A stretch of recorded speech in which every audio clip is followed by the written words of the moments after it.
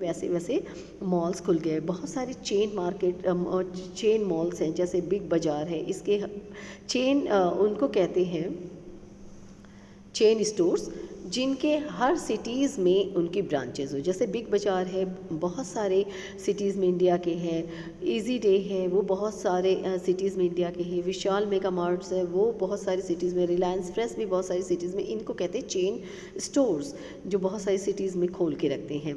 लेकिन ये यहाँ पे चीज़ें सस्ती भी मिलती है, क्योंकि ये डायरेक्ट मैन्युफैक्चरर से या फिर प्रोड्यूसर से लेते हैं और डायरेक्ट आपके पास आके शहरों में वो सेल करते हैं, तो सिटीज़ में। तो इसके कारण हमको यहाँ चीज़ें कम कॉस्ट में भी मिल जाती हैं।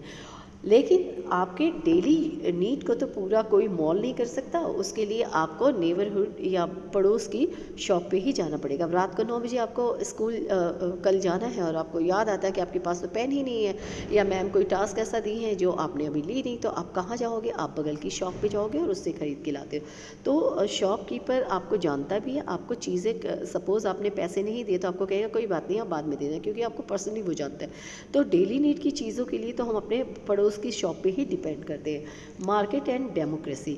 मार्केट्स एंड डेमोक्रेसी क्या है? मार्केट इनइक्वालिटी लाता है। कैसे लाता है? क्योंकि जो बड़ी बड़ी शॉप्स होती हैं, जो मॉल्स होती हैं, वो अपने डेकोरेशन पे, अपने लाइटिंग पे, अपने वर्कर्स उनमें ज़्यादा रहते हैं, एम्प्लॉयज़ ज़्यादा रहते हैं, वो ज़्यादा इन्वेस्टमेंट करते हैं और अट्रैक्ट करने की कोशिश करते हैं। ऐसी ऐसी स्कीम्स लाते हैं कि उनके पास कस्टमर ज़्यादा आएँ, तो इसके लिए वो बहुत सारी इन्वेस्टमेंट करते, खर्च करते हैं। और बदले में उनके पास ऐसे कस्टमर्स भी जाते हैं जो बहुत पैसे वाले होते हैं। मॉल्स में कई कस्टमर ऐसे आते हैं, एक बार में 10-10 हज़ार की चीज़ें ले ली, उनके लिए बड़ी चीज़ नहीं है।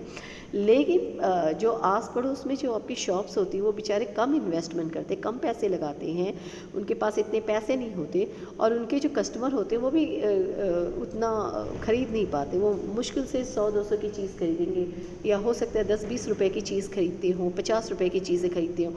तो उनके पास उस तरह से प्रॉफिट भी, जो छोटे दुकानदार हैं, छोटे बिजनेसमैन हैं, उनके पास प्रॉफिट भी उस हिसाब से कम होती है। तो ये एक तरह से जितना इन्वेस्टमेंट आप करते हो उतनी आपको प्रॉफिट होती है। जो ज़्यादा पैसे वाले हैं उनके पास जाती है, और जो छोटे बिजनेसमैन वो कम इन्वेस्टमेंट करते हैं, तो उनकी प्रॉफिट भी कम होती है।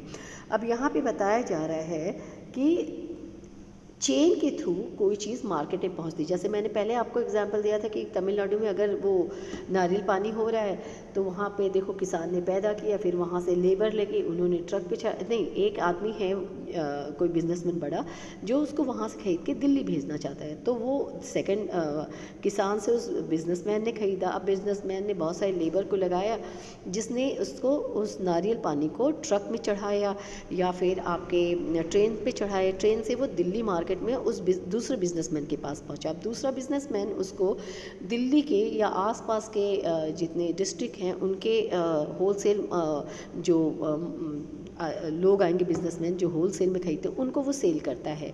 और वहाँ से सपोज़ करो आपका करनाल का भी कोई होलसेल वाला चला गया, उसने इकट्ठे सारे नारियल पानी खरीद के लाया। उस नारियल पानी को करनाल के होलसेल मार्केट में आया, वहाँ से जो खुदरा व्यापारी हैं, जो थोड़ी थोड़ी चीज़ें लेते हैं, जो रोज़ के सब्जी वाले हैं, वो उनसे ख़रीद के आपके घरों तक वो लेके आ रहे हैं। तो अब देखो कितने सारे लोग लगे, तो जिस चीज़ के में जितने सारे लोग लगते हैं उतना उसका कॉस्ट बढ़ता जाता है। ये मैंने पहले भी बताया था।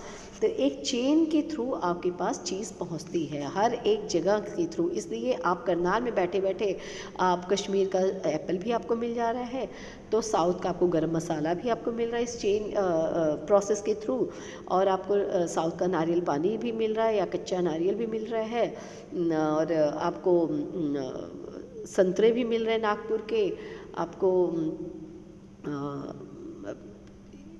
बहुत सारी चीज़ें अलग अलग जो स्टेट्स में होते हैं। राइस भी मिल रहा है आपको हर एक तरह का यहाँ पे, जो अलग अलग स्टेट्स में होते हैं।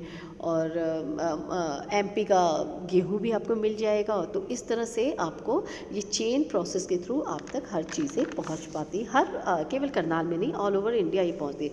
अब हम देखते हैं कि कमोडिटी मार्केट क्या है और फैक्टर मार्केट क्या है। कमोडिटी मार्केट उस प्लेस को कहते हैं जहाँ पे चीज़ें बिकती हैं और आप उसको खरीदते हो, और फैक्टर मार्केट जो है, जो चीज़ें जो बन के आप तक पहुंची हैं बिकने के लिए, उसके पीछे क्या क्या फैक्टर्स थे।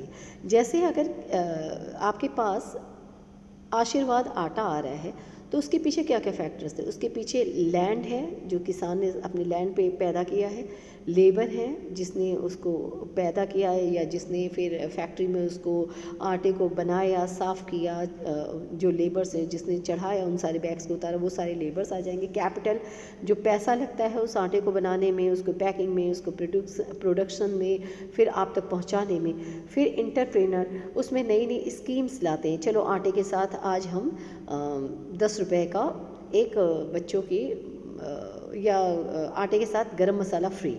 तो ये नई नई स्कीम जो लेके आता है किसी बिज़नेस में उस और नए बिज़नेस शुरू करता है, उसको इंटरप्रेनर कहते हैं। इंटरप्राइज जो बिज़नेस करते हैं, जिसके जो व्यापारी हैं उनको कहते हैं। ऑर्गेनाइज़र, इसमें सब कुछ आ जाएंगे, टॉप टू बॉटम ऑर्गेनाइज जो कर रहा है वो, उसमें लेबर्स से लेके आपके जो कैपिटलिस्ट हैं वहाँ तक आ जाएंगे। मतलब जो ऑनर है, समझ लो आशीर्वाद आटे के। ऑर्गेनाइज़र, लेबर भी बेचारा उसको लाके ऑर्गेनाइज़ करने की कोशिश करता है, सामान रखता है, और कैपिटलिस्ट जो हैं वो उसको, जो ऑनर है वो सब कुछ देखते हैं। तो उसमें सारा कुछ आ जाता था। इंडीवर, गवर्नमेंट का इंडीवर ये है, प्रयास ये है कि सभी को, जितने सेक्शन है सोसाइटी के, इनइक्वालिटी को, उनके बीच में इस असमानता को समाप्त किया जाए। अब असमानता कैसे आती वो आप देखिए। Market also determines the wages.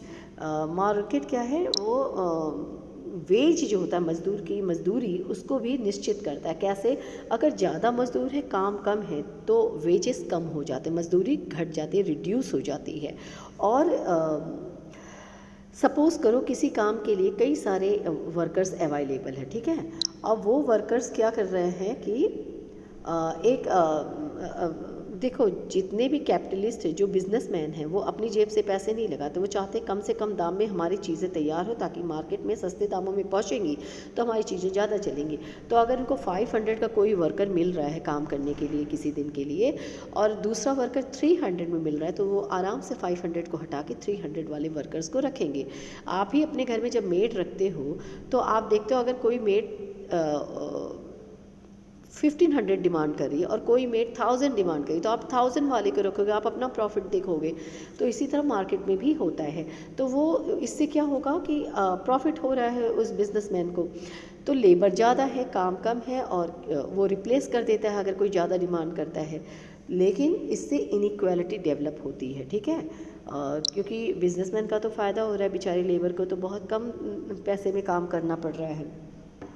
तो इस इनइक्वालिटी को कम करने के लिए गवर्नमेंट बहुत सारे प्रयास करती है, गवर्नमेंट इसको कम करने के लिए।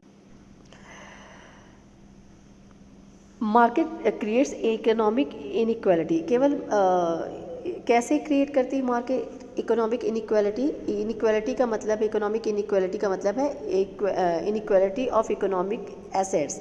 एसेट्स में आपके केवल पैसे ही नहीं आएंगे, एसेट्स में आपके ज़मीन आ जाते हैं, एसेट्स में आपके फैक्ट्रीज आ जाती हैं, ठीक है। जिसके पास किसी के पास बहुत सारी हैं, तो किसी के पास एक छोटी सी दुकान है, किसी के पास चेन स्टोर है, विशाल मेगा मार्ट, इजी डे वालों के पास, रिलायंस फ्रेश वालों के पास चेन स्टोर है। तो आपके जो सड़क पे जो दुकान है उसके पास, बेचारे के पास एक ही दुकान है, उनके पास बहुत पैसा है। सड़क वाली दुकान का जो ऑनर है उसके पास, बेचारे के पास बहुत कम पैसा है।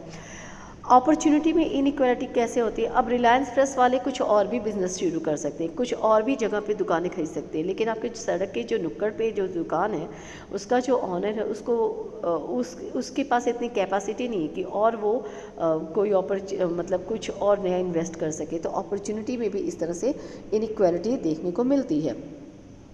लेकिन डेमोक्रेटिक गवर्नमेंट जो है हमारी, वो कमिटेड है इस इनइक्वालिटी को कम करने के लिए। कैसे? डेमोक्रेटिक गवर्नमेंट ने लेबर्स के मिनिमम वेजेस को तय कर दिया कि इससे कम लेबर को आप नहीं दे सकते। और इसके बाद PDS system, public distribution system भी गवर्नमेंट ने शुरू किया, ताकि गरीब लोगों को जो डेली रिक्वायर की चीज़ें, जैसे खाना है, चावल है, दाल है, चीनी है, गेहूं है और केरोसिन ऑयल है, ये कम दामों पे, रीज़नेबल दामों पे उनको मिल सके। मज़दूरों की मजदूरी क्यों निश्चित कर दी है गवर्नमेंट ने, ताकि उनकी भी ज़िंदगी कम से कम चल सके, खाने पीने लायक वो कमा सके, रोज़ की अपनी रिक्वायरमेंट को पूरा कर सके। और पीडीएस सिस्टम सारी लोग गरीबों के लिए शुरू किया। जो गरीब जनता है हमारे इंडिया में, गरीब लोग हैं, उनको इस पीडीएस सिस्टम के थ्रू, पब्लिक डिस्ट्रीब्यूशन सिस्टम के थ्रू, राशनिंग सिस्टम जिसको आप कह सकते हो, वहाँ पे कम दाम में रीज़नेबल प्राइस पे आपको चीज़ें सारी मिल जाती, जिससे गरीबियों का भी भूखे नहीं रहना पड़ता है। इसके साथ गवर्नमेंट सपोर्ट जो प्राइस है, शहरों में मज़दूरों को एक्सप्लॉयट अगर किया जाता है, तो गाँव में किसानों को एक्सप्लॉयट किया जाता है। जो बड़े बड़े बिजनेसमैन हैं, उनसे उनका जो क्रॉप है, फसल है, बड़े सस्ते दामों में खरीद के और मार्केट में ज़्यादा दामों में बेचते हैं। तो अब क्या होता है, गवर्नमेंट ने उसको प्राइस, वहाँ पे भी गवर्नमेंट ने एक सपोर्ट प्राइस फिक्स कर दिया है, ताकि इससे नीचे इस क्रॉप को आप नहीं खरीद सकते। बिजनेसमैन उससे नीचे, उस कॉस्ट प्राइस से नीचे नहीं खरीद सकते। लेकिन गवर्नमेंट अलग है बेटा, होता तो कुछ और ही है। सब कम दामों में भी बिकता है और किसान बेचारे एक्सप्लॉयट होते ही हैं, क्योंकि अगर जिनके घर में फसल ना खरीदें, नहीं बिके, तो उनकी फसलें सड़ती है। मज़दूर के घर में खाने को नहीं हो तो वो बेचारा 500 की जगह 400, 300 में भी काम करता है। तो ये पॉलिसी गवर्नमेंट अपनी तरफ से अच्छी ला रही है, लेकिन सोसाइटी में भी उस तरह से इम्प्लीमेंट होना ज़रूरी है ये चीज़। चलिए, अब इसके बाद गवर्नमेंट यहाँ पे सपोर्ट प्राइस क्रॉप का निश्चित कर देती है, फिक्स कर देती है। इसके बाद गवर्नमेंट और भी चीज़ें किसानों को और गरीब लोगों को देती है, जैसे क्या, इलेक्ट्रिसिटी, इरिगेशन मतलब सिंचाई, और technical assistance, loaning facility, insurance. Government loan सस्ते में दिला देती है, मतलब कम झमेले में, कि आप अपनी नई क्रॉप, नई फसलें उगा सके। या बिजनेसमैन जो नया शुरू करना चाहते हैं, उनको भी गवर्नमेंट असिस्ट करती, हेल्प करती है, ताकि किसानों को इरिगेशन, इलेक्ट्रिसिटी में फैसिलिटी देती है, कम दामों में उनको इलेक्ट्रिसिटी, या फिर माफ़ भी कर देती गवर्नमेंट कभी कभी, तो ताकि किसान अपनी फसलों को अच्छे से पैदा कर सकें और उनकी लाइफ में भी एक सपोर्ट आ सके, और उनके भी बच्चे, उनकी भी फैमिली अच्छे से चल सके। तो गवर्नमेंट अपनी तरफ से लेबर एंड किसानों सबकी मदद कर रही, फार्मर्स की, और इनइक्वालिटी को मिटाने की कोशिश करती। Thank you students, we have completed this chapter.